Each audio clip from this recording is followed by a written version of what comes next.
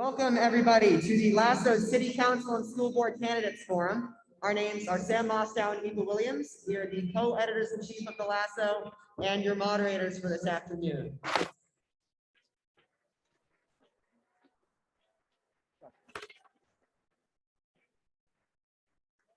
Today is an opportunity for students to listen to many of the school board and city council candidates on the ballot for the November 2nd election in Falls Church and to hear their views on many important issues. Please note that candidates are taking time out of their busy schedules to be with us today, so we ask students to treat all candidates with respect. In addition, we acknowledge students may disagree with some of the positions that candidates hold. With that in mind, please be respectful and courteous of all beliefs. This forum is an opportunity for everyone to voice their opinions in a productive way, and all voices are allowed to be heard. We would also like to announce on behalf of the Lasso team that our fall magazine will be coming out next week, so be on the lookout on our Instagram and Twitter accounts at Lasso Meridian and Schoology updates for information on where to pick up a copy. Students, you should have received index cards to write your questions when you walk through the doors. I broke it. If you did not, Nino, Catherine, Amali, Abby, and Preston are passing them out. Can you all raise your hands? Why can't I get this mic working? Oh my God. All right, hold on. If you wrote a question down on an index card, please raise it in the air and one of them will grab it. If you don't have an index card and want one, raise your hand and one of our question passer outers will bring one to you. Here's how this is going to work. First, every candidate will have 90 seconds to give opening 60 seconds to give opening statements. Then we will ask questions generated by the Lasso and then turn it over to audience questions. Candidates will have 45 seconds to answer questions as well. Hey, Lasso people, if you're on the Zoom, can you mute your computers? All right, perfect, thank you. Okay, we'll figure this out as this goes along. Can we do this without the mic? Can you guys hear us? Okay, we're gonna do that. Our timekeeper, Stella, is on the Zoom and will indicate when candidates have 10 seconds remaining their answers. She will indicate again when your time is up. To ensure the event runs on time, please adhere to the time limits. The city council candidates in attendance today are Mary Beth Connolly, Debbie Hiscott, Caroline Leanne, David Snyder, and Stu Whitaker. The school board candidates in attendance are Jared Anderson, Tate Gould, Corny Mooney, David Ortiz, Ilya Shapiro, Lori Silverman, and Kathleen Tice. It is now time for opening statements of no more than 60 seconds. First, we will hear from city council candidates, beginning with Mary Beth Connolly. Hi, everyone. I'm Mary Beth Connolly. I am the current vice mayor of Falls Church, and I am running for re-election to my third term on city council. I have had 3 children who graduated from George Mason in the last 10 years, and were Falls Church City Public School students all the way, 2 of them from preschool, 1 of them from kindergarten. It has been my great honor to serve on city council. We've done so much in the 8 years that I have been on city council, and one of them is build the school that you're all sitting in now. And I can't tell you how much I wish that we were all in there with you. As we were planning to build this school, we envisioned events just like this that would bring the community together and have all the students available to participate, and many community members as well. So it has been my honor to be on city council. I would love to continue serving. I'm asking for your vote today. And there's a lot of stuff that we have to keep working on, and I'm ready to do it. Thanks a lot. Thank you, Ms. Connolly. We will now hear from Debbie Hiscott. Hi, happy Friday afternoon, everyone. Thank you for joining us and spending your time to learn more about local politics. It's really important, and we're glad that you're here with us today.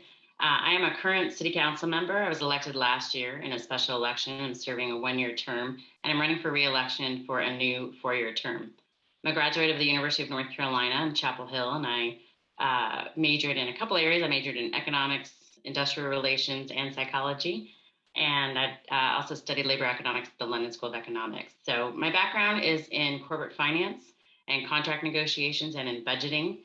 However, I spent the past 9 years serving as the executive director of the Falls Church Education Foundation. And the Education Foundation is an independent nonprofit that was created solely to support the Falls Church City Public Schools. So we focus on issues of equity of access, student readiness, and teacher preparedness. So I'm proud of my background in the corporate world, for large Fortune 500 companies, small businesses, and the last 9 as a nonprofit executive. And I worked for about 17 years to get the school building built, the one that you're sitting in right now and enjoying hopefully on the daily. I was one of 5 members who started a Yes for Falls Church political action committee that supported the bond passage in 2017. So thrilled that it's there. I also have 3 students who are lifelong Falls Churchers, and the latest who just graduated last year. So I've enjoyed being a part of the Falls Church community, and I really hope that you'll re-elect me and give me an opportunity to work on several areas that I'm most passionate about, like affordable housing and environmentalism. Thank you. We'll now go to Caroline Leanne. Good afternoon, everybody. TGIF, right? This is my first time running for public office. My family has lived here since 2006, so we're not strangers to this community. We have 2 children that are at Oak Street, and our oldest is at Mary Ellen Henderson. I really love community service. I enjoy it, and I want to use the skills I've learned in my 26 years of working in different industries, banking, consulting, government, affordable housing, to really help our community address challenges and opportunities that we have over the next few years. So I'm looking to do 3 things. I love our education system, so I want to support it. I value affordable housing, want to support that. And we want to make sure that our community grows in a way that supports the diversity and access to buildings and the housing and the green spaces and the public services that we all as a community enjoy. Thank you for your time today. I did that in less than 60, huh? We will now hear from David Snyder. Well, I want to express my appreciation to each and everyone who's participating in this, especially all the students, but especially to you, Sam and Eva. You're playing a critical role in the importance of the free press. My wife got started as the editor of the high school newspaper and made a career in journalism. So thank you for what you're doing. Students, thank you very much. You're part of a long stream of students who have graduated from and gone through some of the best schools in America. Earlier this summer, U.S. News and World Report issued a ranking of municipalities. Falls Church came 3rd out of 3,000 municipalities for our quality of life, ranked 3rd out of 3,000. Our schools are a critical part of that. You're a critical part of that. I'm interested in learning from you what's important. Let me conclude with this. Government is urgent business. I've had the opportunity to be mayor, vice mayor, and have run for 8 terms on city council. Government is urgent business, and it's also complicated business if we're really going to succeed. So I look forward to all of your questions and thank everyone involved for this very important discussion this afternoon.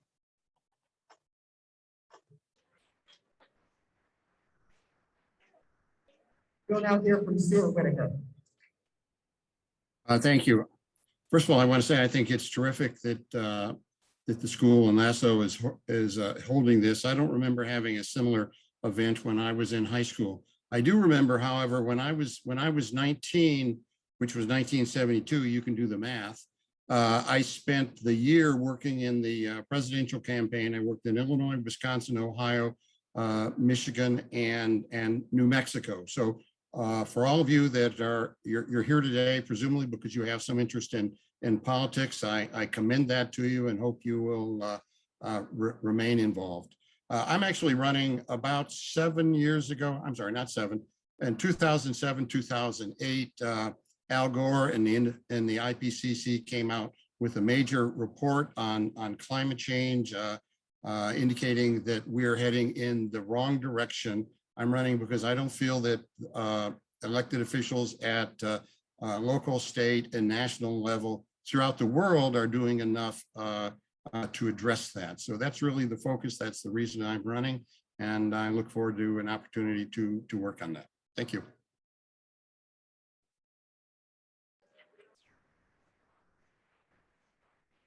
We'll now move on to school board candidates, beginning with Jared Anderson. Hi, thanks for having me. So I'm Jared Anderson. I've lived here for 5 years with my family. I have 2 boys who have been in the schools for about 3 years. And I can't say how nice it's been to be here, to the strong community that we have. I am currently a health statistician on a large national health survey.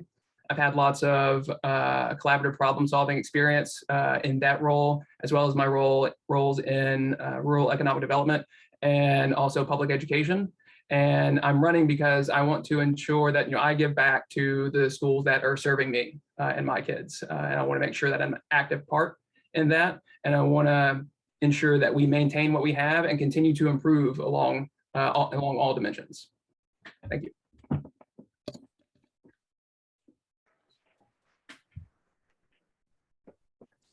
We'll now hear from Tate Gould.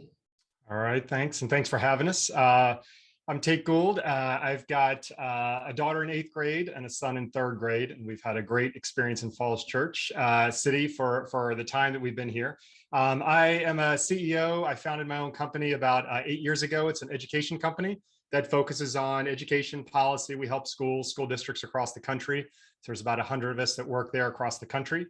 I got my undergrad at UNC Chapel Hill, like Debbie and like another person that you're going to hear from right after me. So we're trying to take over. I got my PhD from UNC and I got my master's from Harvard. And so I was a high school math teacher. I've worked at the US Department of Education. I've worked with schools and districts for the last 25 years. This is all I've done. And I look forward to trying to give back all my experiences to this community. So a community that we've really enjoyed. So thanks for having us.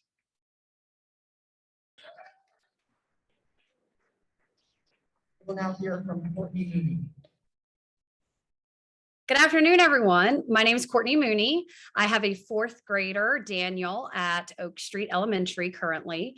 I am a 8-year resident of Falls Church City, and it's been a great 8 years. I'm originally from Asheville, North Carolina. I attended the University of North Carolina on a full athletic scholarship for women's basketball, where I was a 2-year captain. I was a speaker for our educational foundation there.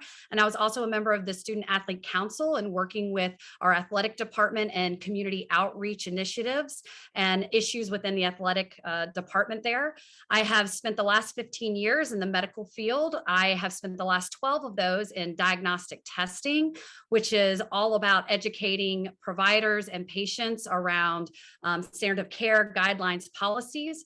I'm running because really my entire life has been about leadership, striving for excellence, and creating environments of great communication and teamwork with a variety of different people from walks of life. And I think that I can bring that to the table here. So I'm excited to hear from you all and hear your questions. And thanks for having me today.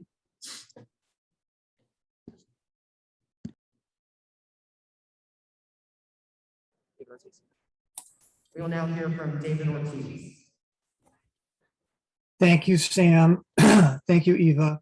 I want to thank the students for coming to the forum, as well as to my fellow candidates for taking time out of their days. We moved here in 2013 because of the reputation for the schools and the supportive community. We've had a tremendous experience. Our children are in 10th grade and 7th grade and have been supported every step of the way through the schools. I'm running for a seat on the school board to serve the schools that have served us.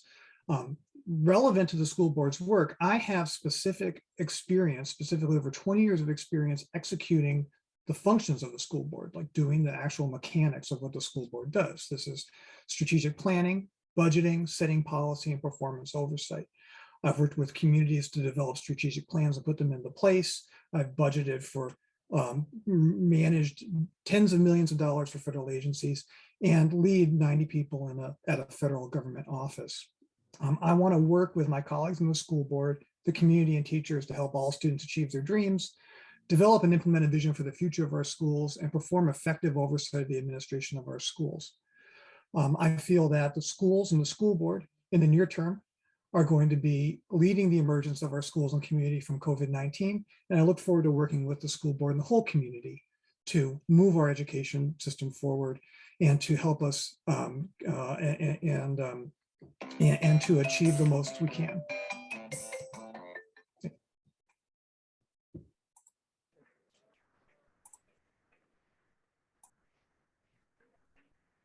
We'll now hear from Ilya Shapiro. Thanks very much, Sam and Ava. And thanks to the Lasso for putting this on. I'm not sure when I was in high school whether I would have spent a free period going to a political event of any kind, local or otherwise, but thanks for all of you. We really should be doing this all in person outside. I think it's a gorgeous day. That would have been great. And by the way, Sam and Ava, I'd love to get a copy of the Lasso where I contributed an ad. I was the editor of my high school paper, so I'd love to see what you guys are up to. In my day, I think we were probably the last year that did layout physically on paper, not on a computer, if you can imagine. The good old days, as it were. I'm a product of public schools, and then I went to Princeton and also the London School of Economics and the University of Chicago Law School. And now I'm a constitutional lawyer and work in public policy. It's really a lot of fun. And what I want to do is make sure we have great schools and improve them. And I want to hear from you and your parents exactly how we can improve them, because I'm all about accountability, responsiveness, and transparency. Thanks very much. We'll now hear from Lori Silverman. Hello, everybody. Happy Friday afternoon. I'm Lori Silverman. Thank you, Lasso, for having me. I've spent most of my adult life as a political consultant. One deviation from that, I did spend about a year as a reporter. I covered antitrust risk and mergers and acquisitions. So I did have some time in the journalism field. But I'm originally from Chicago, moved to Washington, D.C. to work in politics back in 2000, moved to Falls Church in 2016 with my family when my daughter started at Thackeray. And I now have a Mount Daniel kid and an Oak Street kid. So many years behind all of you in the audience, but I hear it's going to come soon enough. So anyways, I'm running, I want to give back to my community. One thing that really is important to me right now is just ensuring that our schools stay open full time with as few disruptions as possible, but also in a very safe and responsible way. And making sure that all of you get the extra academic, social, and emotional support that you might need after a really tough year and a half that everybody had. So hopefully I can be representing you, and hopefully I can earn your vote. Thank you so much.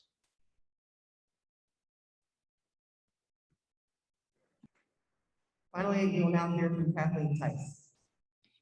Thank you.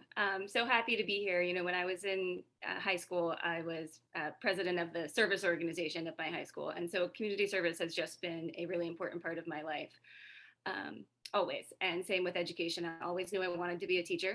So I went to UVA and got my master's in teaching after undergrad, and taught public education, and I taught private education. I taught in an IB school. I love the IB curriculum. And now I am here in Falls Church. I've got 4 kids who attend 3 Falls Church city schools, 1 at Mount Daniel, 1 at Oak Street, 2 at MEH, and I'll have 1 there at Meridian with you guys next year. When I decided to stay home with my kids when they were little, I found it really easy to continue to pursue my passions. So I regularly volunteered at preschool and served on the board of the preschool. And then I serve on the Mary Riley Stiles Public Library Board of Trustees. I love the library. I love literacy. Served there for a number of years, co-created a development committee there. And then same with Moms Demand Action. I worked with them to prevent gun violence and ended up serving in an advisory group to City Council. So I just really enjoy serving a community before I lead it. And this just feels like the next right step on the school board. Thank you.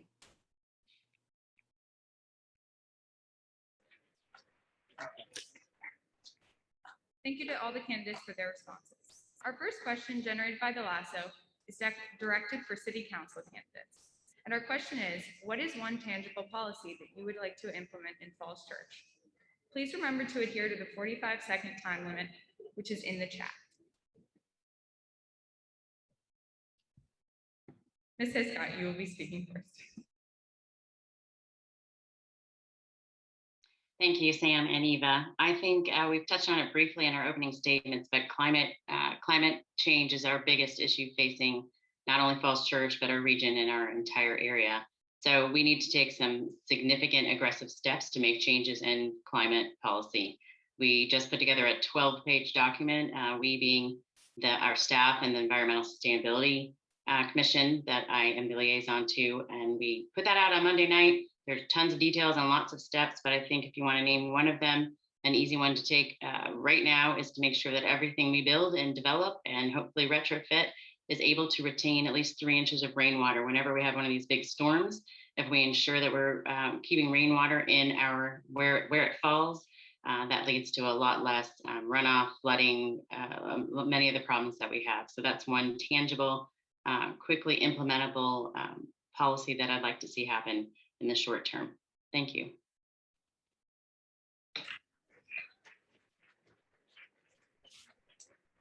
Now on to Caroline Leanne.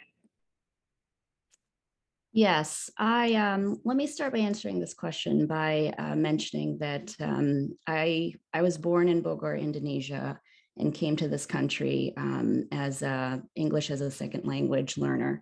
I support diversity and inclusion in the community, and in order to do that, we're going to need to increase our affordable housing supply and access to it. So one tangible policy that fits into my wheelhouse, since I'm an executive at Freddie Mac right now, and I walk these shoes in this sector, is increasing the available supply of affordable housing that are rental units and ones that you can own, right, to support the diversity and inclusion and growth of it in the city of Falls Church. Thank you. Now on to David Snyder. Thank you. Well, when you're in local government and you have to get the job done, what you realize is that there's not a single priority. Certainly climate change, affordable housing, diversity are all major priorities. The one single thing I would change is to bring our schools and community even closer together. Our schools have great students, and I want to see it more possible for our students to participate in all areas of government, not only on the boards and commissions, but participate actively in other city functions. So that's something relevant, particularly to this group, that I would like to see an even closer relationship between the schools and our larger community that would benefit both.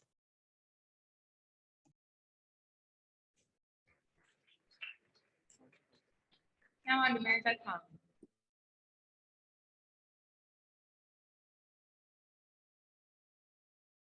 Sorry, I thought it was Mr. Whitaker's turn. But I'll answer real fast. One policy that we're just starting to talk about, and I would like to implement soon, is the plastic bag tax.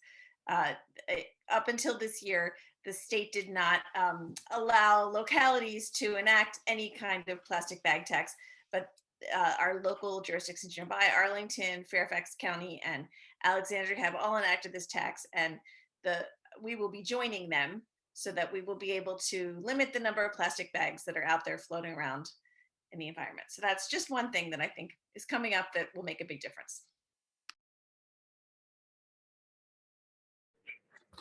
Also, our apologies, we skipped Mr. Whitaker, so Mr. Whitaker, you now have a chance to speak. Sorry, am I up?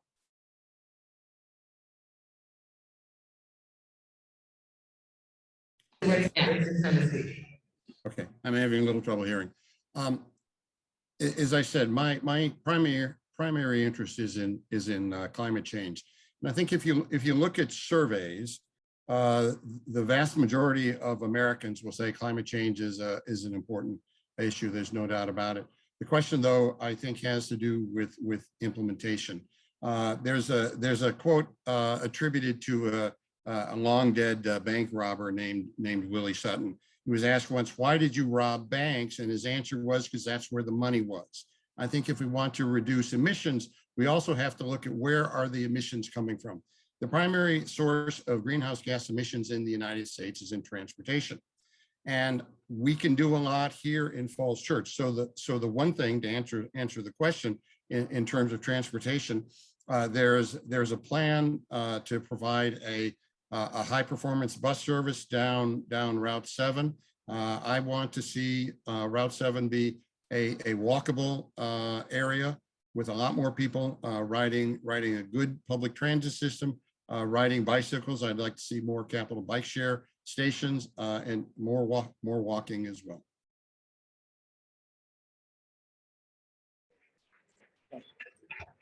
Before we move on to school board candidates, students, just a reminder that you can stay here and you'll be excused from your choice block. And so our next question is directed towards school board candidates. Our question is, what is one tangible policy that you would like to implement in our schools? Mr. Gould, you will have the opportunity to speak first. All right, thanks. The policy that I would like to focus on is collective bargaining. And for those that are familiar with that, it's the ability, it's the kind of the contract that the district has with its teachers, almost its commitment that it has to, with its teachers. And why that's important, even though it kind of sounds a little bit more on the policy side, collective bargaining helps us keep our teachers. It helps us attract high quality teachers, the Mr. Kellys, the Miss Browns, the Mr. Sikoras. And that policy is really going to help us make sure that we keep, one of the best resources we have in this community and all the teachers that you appreciate. So collective bargaining is one of the policies I look forward to working on. I've done this with many school districts across the country, and I look forward to doing it here.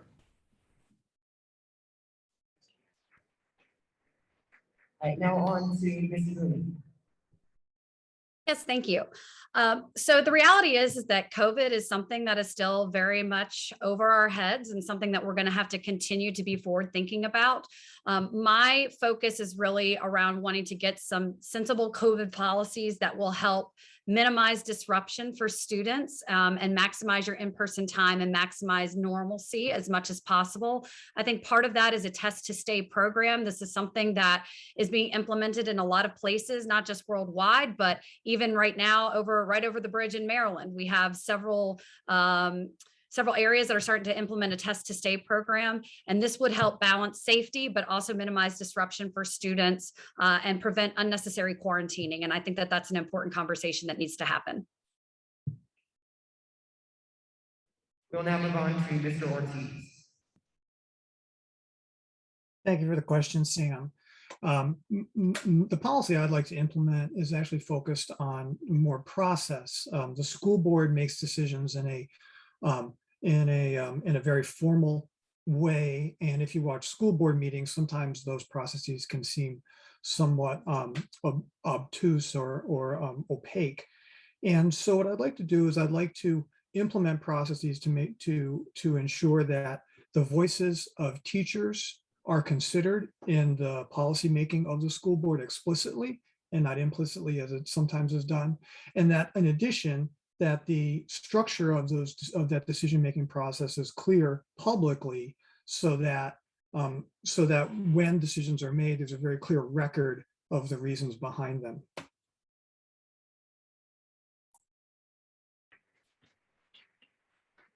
We'll now move on to Mrs. Shapiro. Thanks. Well, I agree with Courtney about the test to stay and learning from what other districts are doing, learning what Europe is doing in terms of getting back as much normal as we can. And I agree with David about process, but specifically, I want to make sure that the school board doesn't just defer to the administration, to the central office, but makes its own decisions, debates, and votes on more issues. And indeed, processes takes in more feedback from parents, responds to them, and teachers. I don't think all teachers need to funnel their views through the superintendent's office. I would be willing to meet with teachers one-on-one, and those would be confidential discussions, and students for that matter. I think it's really important in light of what we've seen in the last 18 months for the board to be more open, responsive, and therefore accountable to the community, whatever ultimate decisions it takes.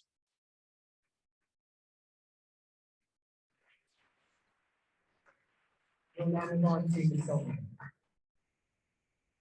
While the school board and the superintendent put together a great diversity, equity, inclusion policy, it's now time to, I think, put money behind the policy and actually see some of that money being brought into the classrooms so that it's not just some policy that we have, but it's actually something that the students are benefiting from.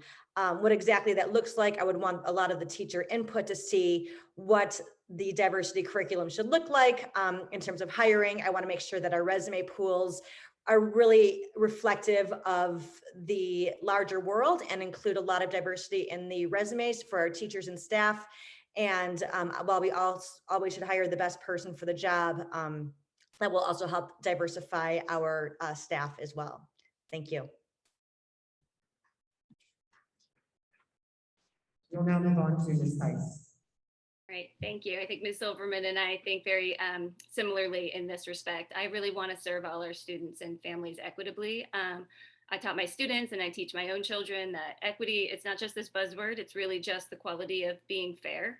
So it's not people aren't one size fits all. I really want to make sure our schools are meeting each individual student where they are and giving them what they need, and that the general population, but also each sort of subgroup within our population, whether it's English language learners or special education students, students from lower income families, LGBTQ population, any sort of population feels fully valued and appreciated in our community. And taking that policy that is on a shelf it's a great policy that we put a lot of time and money into it, and actually putting action behind it. I support our first steps we've taken, but there's a long way to go in putting some action behind that policy.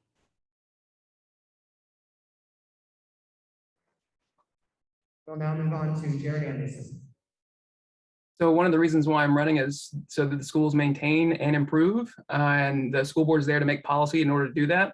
But in order to do that effectively, you need information about what we are doing well and what can be improved. And so ensuring that there is some sort of systematic feedback that parents, staff, and students can give to the board to understand the broad spectrum of what is going on in the schools is very important. So either semi-annual or annual surveys to students, staff, and parents would allow us to know whether students are they getting the help that they need in academics, in their mental health, are English language learners kind of getting the right opportunities to participate in extracurricular activities. In order to put concrete actions into place, you actually need to know where those concrete actions need to be put into place. And so asking the community systematically and not in a biased way, say via email or public comment, is probably one of the best ways to do that.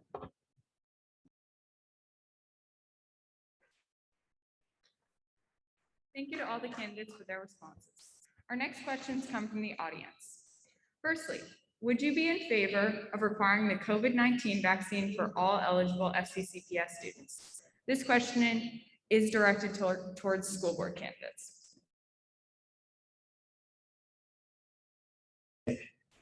Let's get us up.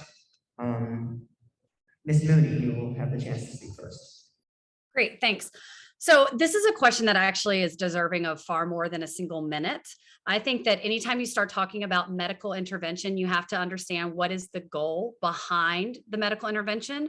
The reality is that the student population who is eligible has done an amazing job of getting vaccinated. We have, my understanding is over 90% of students who are eligible have been vaccinated. But when you talk about the pediatric population, there is a lot more nuance around whether or not vaccination for everyone is something that makes sense. There's different risk factors when it comes to young men. There's different risk factors when it comes to risk stratification and personal risk tolerance. These are very oftentimes complicated conversations that need to be happening with families and their doctors.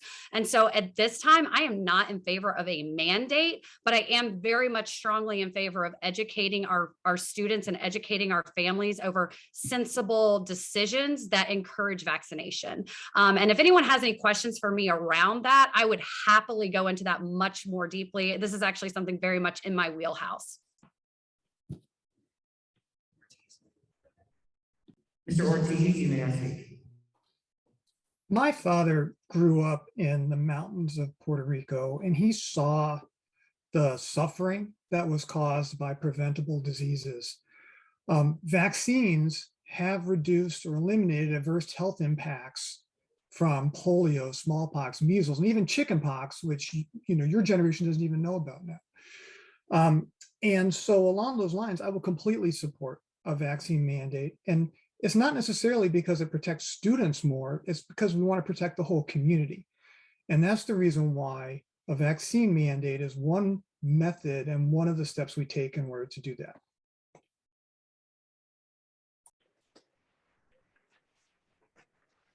Mr. Shapiro, you may ask. I am very much pro-vaccine and anti-mandate. I think anyone who's eligible should take the vaccine. It's a good idea. And that's why we have over 90% vaccination at FCCPS, both students and staff. It means that the remaining people who haven't probably have a good reason, either religious or medical, or they've had it. Natural immunity is stronger than vaccinated immunity and should be taken into account. So I would leave those kinds of choices certainly to the families and their doctors. But it's especially, as Courtney said, for pediatric issues, they're even more nuanced than it is for adults, but everyone should get the vaccine. It's a good idea.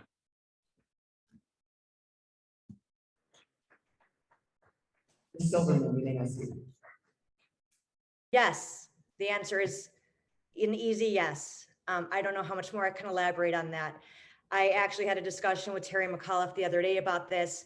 He is going to support the CDC with whatever their recommendations are, because to be honest, this is not a school board decision. Most likely it's going to come from the state.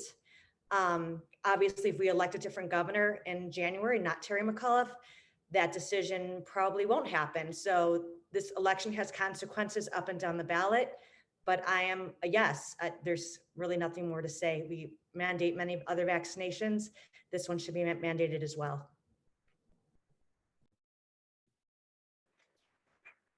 Thank you. Yep. I second that. My easy answer is yes.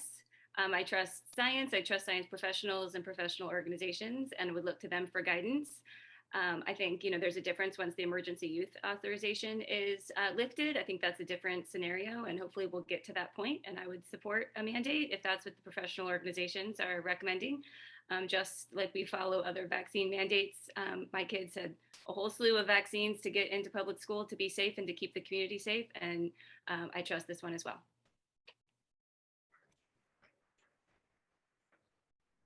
Mr. Anderson, you may ask.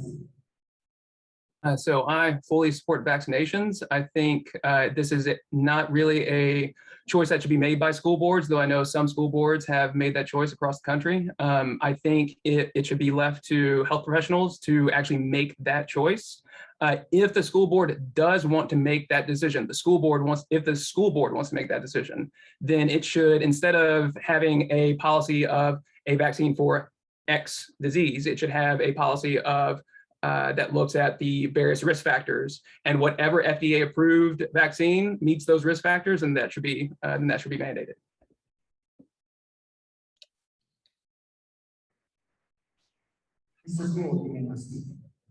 Yep, short answer is yes. I support a vaccine mandate. I mean, this is the concept of vaccine mandates in public schools goes back 170 years. So this is nothing new. I understand the politics of what we're existing in now, but this is, we've always said, and it's been held up in multiple court decisions, that we have a vaccine mandate for kids to attend public education with a couple exemptions, medical or religious. So the concept of a mandate always has a couple reasons for people to opt out if needed.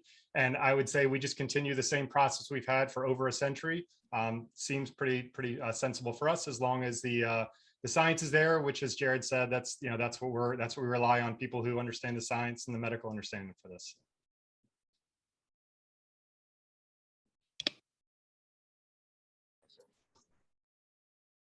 Our next question is also from the audience. City council and school board candidates may answer at their own leisure. The question is, how can we take steps to educate students about the LGBTQIA+ community and ensure that Falls Church is a safe environment for LGBTQIA+ students? David Snyder may begin. When I first ran for the state legislature in 2000, I was asked exactly that question by the students then who were asking about gay marriage. I said, that's fine with me. The values of this community are that all people are treated with respect and are treated equally and fairly. That's a value that's made this community great, and I will continue to pursue that, not just in words, but in deeds. And if anyone ever has any issues regarding the fairness of their treatment, please bring it to me and to the city council, and we will act on it. Thank you. Moving on to Mary Beth Connolly. Thank you. The world has changed so much from when I was in high school. No one talked about LGBTQ issues at all. And I think we're in so much better place. And I think you, as the next generation and the generation after, have made such a difference in opening eyes to people that just didn't know, didn't care, didn't want to know, or had hard hearts. So I think the best way for us to protect the rights of all people is to know all people, to listen, to talk to people. And I agree with Mr. Snyder. I think that it's so important that all of us are accepted and part of this community, and LGBTQ people are extremely important and much loved. Thanks. Moving on to Debbie Hiscott. Thanks. As a parent of LGBTQ children, I really appreciate the question and the opportunity to talk about the seriousness of the nature of the question, which is how we can best support our students in their journey along the way. And within the Falls Church Education Foundation, we've worked with our school administrators on many topics through the years, and that includes working with them on areas where children may be struggling and where we could do some more education by bringing in outside speakers. And we've brought in speakers on all kinds of topics. But one is an author who spoke on transgender families and who wrote a book called Becoming Nicole. So I think that was an opportunity for people to either feel comfortable by hearing about others who were similar, or to expand the experience of those who maybe hadn't experienced that before or hadn't been familiar with that before. So I think, like my colleagues said on City Council, like we want all residents in Falls Church City to feel respected and to have their thoughts heard and taken seriously. And what it often boils down to in my mind is education. And to the extent we can provide and support education from the beginning, pre-K through 12, and age appropriate ways, I'm all support of that. So thank you for that question. Moving on to Caroline Lee. Yeah, so I feel very strongly about this topic in that I support communities that are open and inclusive. As a business leader and somebody who's sat on, boards or chaired boards for the past 10 years, we need to go above and beyond putting that, policies that support the anti-discrimination and protect all people. Our community has these values, but I think where we need to go further is supporting and nurturing the dialogue, having, conversations hosted in the community that support the power of storytelling or TED Talk style, where we have exposure to discussion around this and building awareness, right? Because it's acceptance is a mindset. In order to practice a mindset, we have to understand, and view the lens, being in that person's shoes, being in in different shoes and different roles in that community. So I support those programs that support developing the mindset and allowing us to practice that acceptance, right, outside of just talking about the values that we have, as well as the policies that we have today. And I hope that clarifies that. Thank you. School Board, David Ortiz. Moving on to School Board, David Ortiz, you may start. Thanks, Sam and Eva. So, engagement is an important aspect of this. And I want to say that, there's the way that we engage each other is, and make it an environment where we facilitate LGBTQIA+ contributions is that we have to celebrate the contributions of everyone to society. And that means having appropriate books. And my daughter fought and got books in the Oak Street Library that celebrated LGBTQ people, as well as really supporting all the students in their leadership that we see. And in the middle school, it's with the GSA group. In the high school, there's a similar group.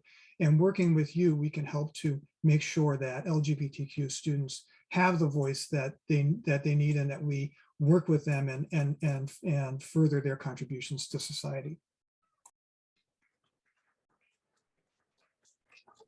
Moving on to Ilya Shapiro. Well, actually, in my work, I filed briefs before the Supreme Court supporting the civil rights of LGBT community members, both in Obergefell and before that in Windsor, just to strike down DOMA.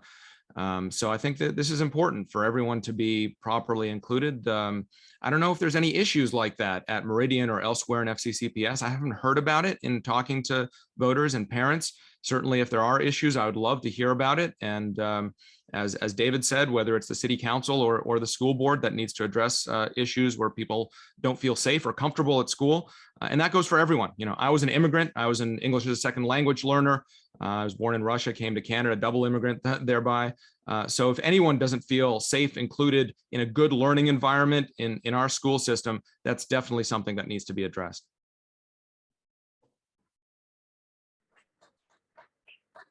Lori Silverman. So I'm a single gay mom in this town. And so this issue is obviously near and dear to my heart. Whether it's religious diversity, racial diversity, sexual orientation diversity, whatever the issue is in that diversity, equity, inclusion, all of that should be included in the curriculum that goes into the classrooms. I was endorsed by the LGBTQ Victory Fund because I support sexual orientation diversity. And really it's about making sure that our kids feel safe in the classroom. I teach my kids who are 5 and 8, a lot younger than you, about differences amongst people, and whether that's difference in sexual orientation. They're very familiar with those issues already, even at such a young age, that these are issues that you're never too young to learn about it, because we're all part of the community. So everything should be taught at a very age appropriate level. And as a member of the community, I support all of that. Thank you. Kathleen Tice. Great, thank you. In the interest of time, I'll be brief, but this is also an issue very dear to my heart and loved ones in my family. So I unfortunately, I do think we have challenges in our community, and I think it's important that we recognize them. I've had experiences in serving on the library board, making sure we defend the content in our books and making sure that they are as inclusive as possible. So I'm really proud of the library's work in doing that. And, I've said for a while now, as my kids get older, this next generation, your generation, is really growing up with such a healthier, different concept of gender and orientation. And I think the adults really need to take a step back and learn from the young people on the better way. At the same time, I think it's up to the adults to keep kids safe and to keep our community safe. And I think we can do things like that by whether it's, making sure we have gender neutral bathrooms in the new high school, which is fantastic, and expanding the voices in our curriculum and the norms, just the social norms that are taught in our curriculum as well. So I really look to the kids to educate us and the adults to learn and keep our kids safe as we do that. Jared Anderson. Hi, so I assume that we're talking about LGBTQ stuff, but I had to help my son a little bit. So could you repeat the question? Yes, 1 second. Thanks.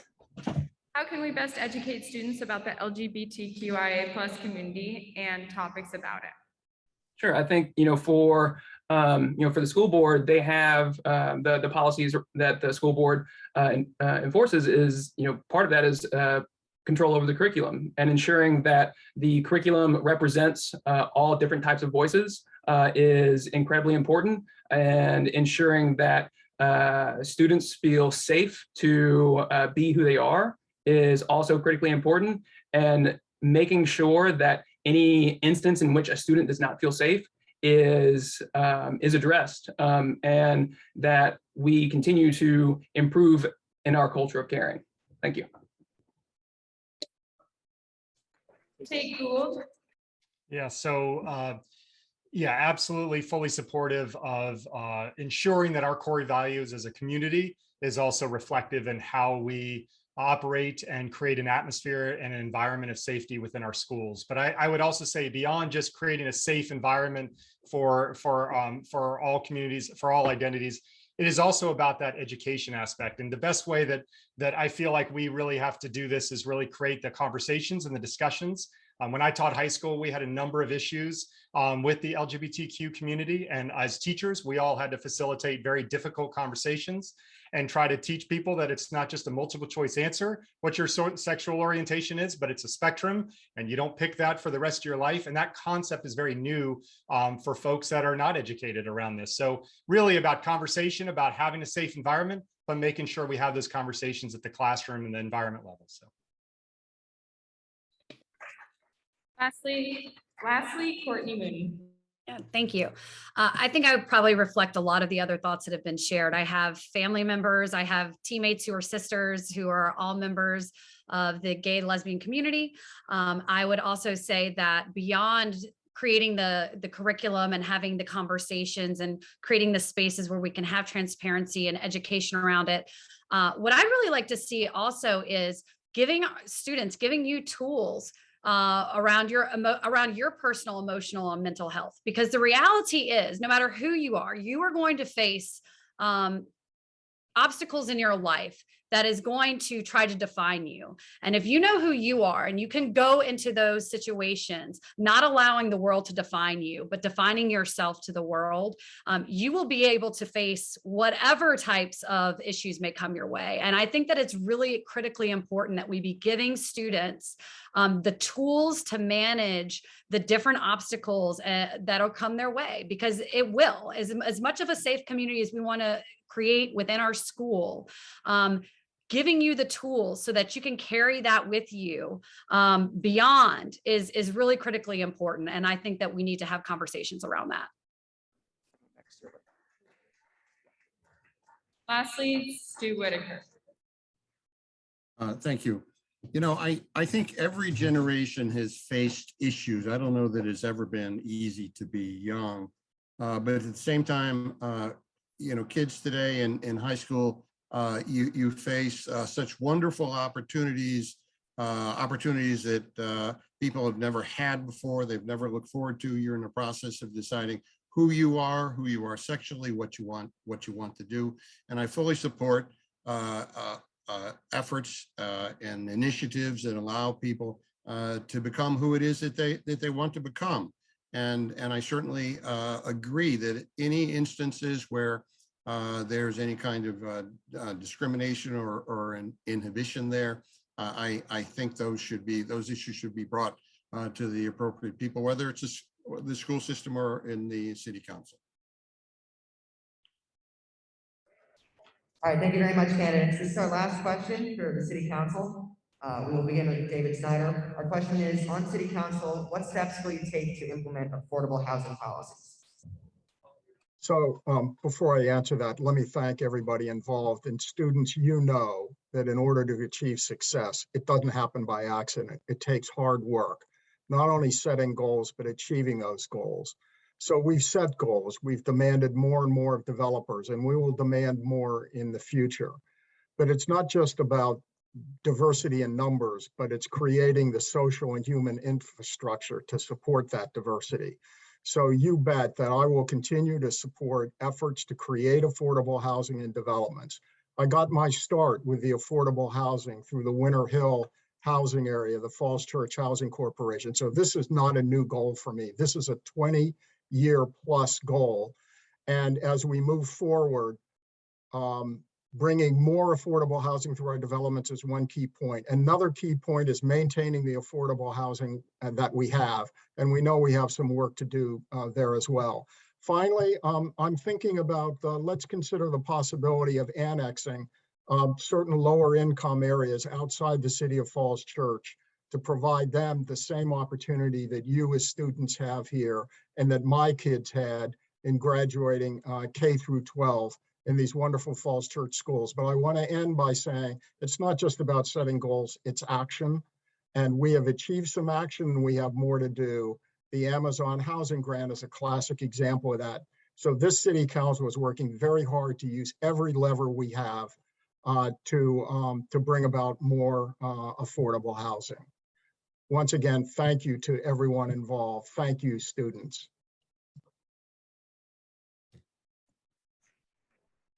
We will now move on to Mr. Whitaker. Thank you. One thing I would like to point out is I think it is important to think about family budgets. Housing is typically the #1 item in every family budget, and so it's certainly appropriate that attention be provided to that. But the #2 item in family budgets is typically transportation. And if you save $1 in transportation, it's as good as saving $1 in housing. So I think that more attention needs to be given to the overall family budget issue. I certainly support maintaining and adding to the affordable housing that we have today, but I think we should step back and take a broader look at the economic reality of living in Falls Church City.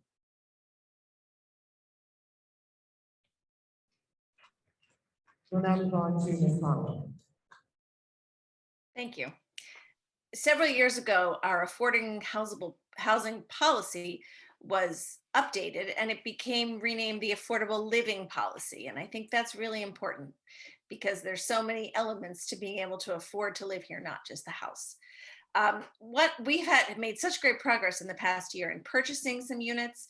One thing I think that we really need to explore and figure out how to do is there are a lot of smaller homes in Falls Church, and probably some of you live in them, that are ripe for being purchased at some point and then knocked down in a larger house going in. But the house that's there, the smaller houses, are lovely and could remain as affordable housing if there was a city program to purchase those houses and renovate those houses and sell those houses to people who would like to live in the city of Falls Church, but not live in a giant house. So I think that's one of those things, those little treasured jewels of the houses that have been here a long time.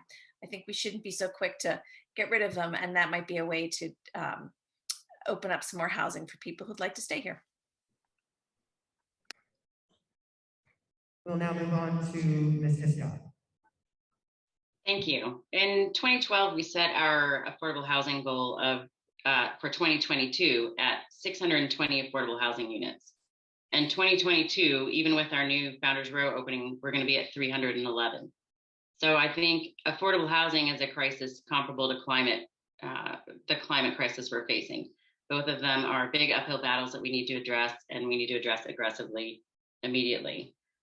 We've had some significant progress in the last year, like my fellow council members have mentioned, with regard to having an Amazon Reach grant that has given us significant funding, as well as purchasing a few affordable housing units. But we need to do more. We need to retain our current housing stock, make sure it lasts in perpetuity. Some of them have contracts that actually run out in the next few years.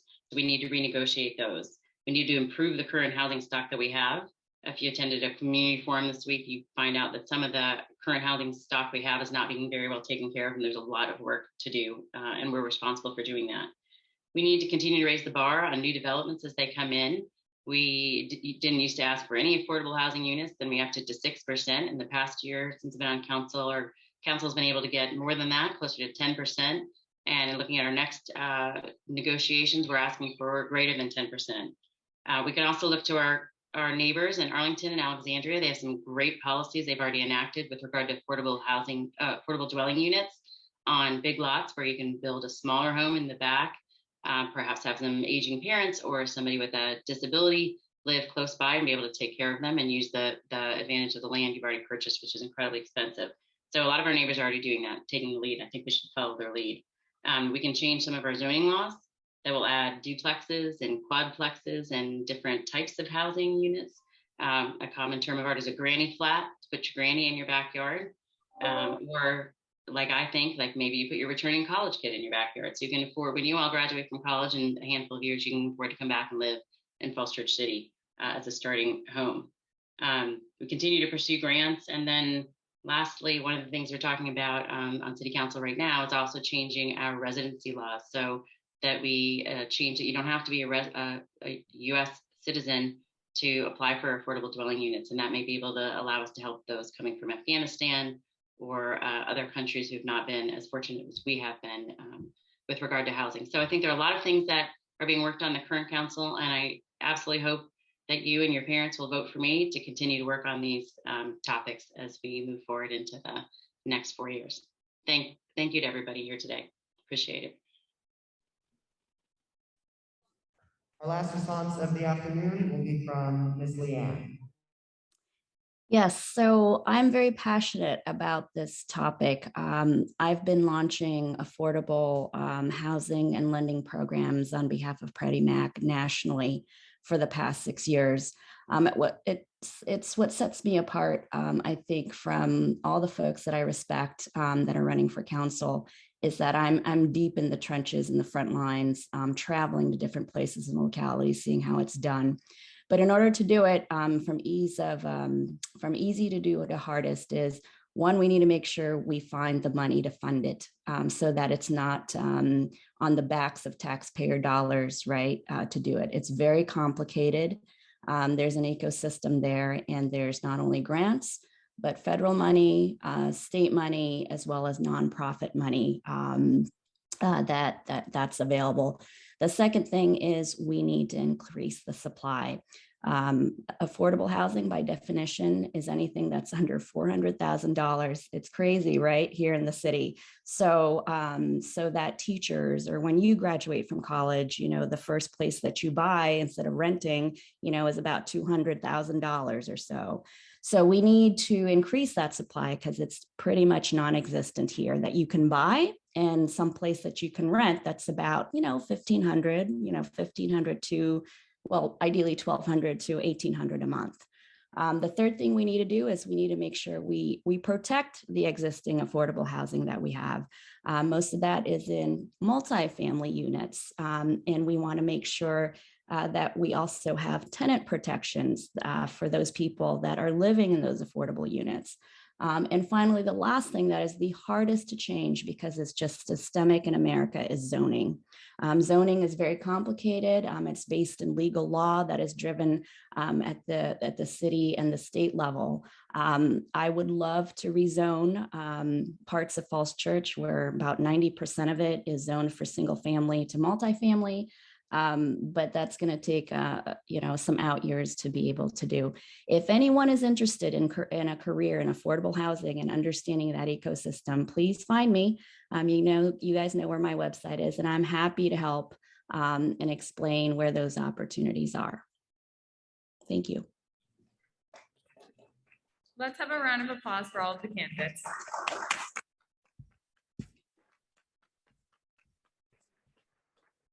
Big thank you for your attendance and participation. We wish you luck during this election process. Thanks to Ms. Sample, Mr. Northrup, and Mr. Laub for all of their help organizing this event. And lastly, thanks to our students for their attendance and respect throughout the forum. We hope you enjoyed hearing the candidates' viewpoints.